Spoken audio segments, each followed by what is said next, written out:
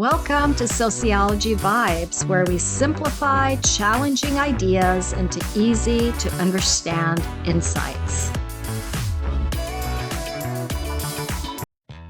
Today, our focus is on the sociological explanations of a status set, role set, and master status. As a reminder from an earlier video, status is a social position a person holds in society that can be ascribed or achieved.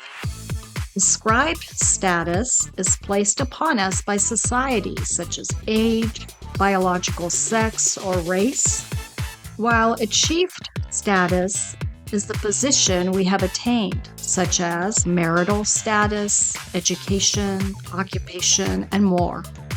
Roles are the expectations or responsibilities connected to most statuses, and these are culturally defined. We all have multiple statuses, whether ascribed or achieved, and a status set refers to all of those statuses. In contrast, a role set includes all the responsibilities, obligations, and duties connected with each individual status. You might consider answering the following question: who are you? You might say, I am a daughter or son, brother or sister, friend, pet owner, college student, cousin, soccer player, dancer, foodie, 25 years old, etc. And looking at this list, you will probably conclude that all of these have a social status attached to them, defined by the culture and society in which you live. Together, they are your status set and designate your social position in society. If we created a list of roles or responsibilities connected to each one of these statuses, it will most likely be a very long list.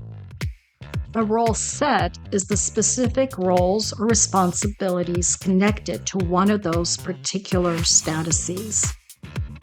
For example, pet owners in American society have caregiving duties that include making sure their pets eat nutritious food, drink water, get plenty of playtime and cuddles, receive regular veterinarian exams, get vaccinations, and have a safe environment to live in.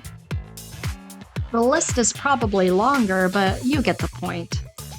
Now, together, these are a set of roles, or a role set, culturally assigned to those designated with the pet owner status.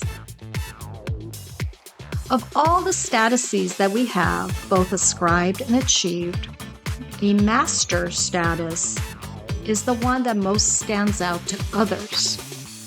Since our interactions with others influence our own identity, we are most likely to adapt it as a master status as well.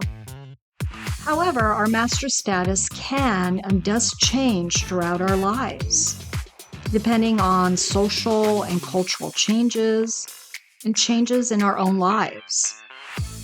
We can have more than one master status because each group we belong to is only exposed to a few of our statuses, not our totality.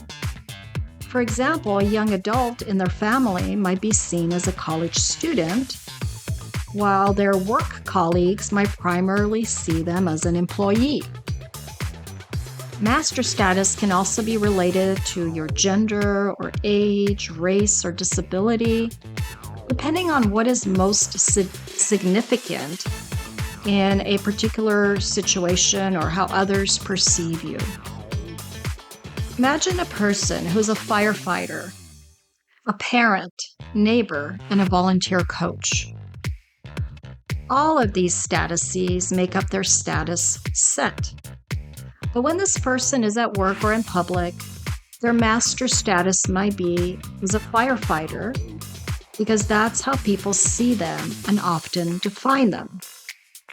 The firefighter's role set includes putting out fires, helping during emergencies, and maintaining equipment. At their same time, their status as a parent comes with a different role set, like helping kids with homework and attending school events. Status symbols are objects or ways that we signal our social statuses to others. They allow people to communicate and manage how others perceive us, but also give people clues and messages about some of our statuses.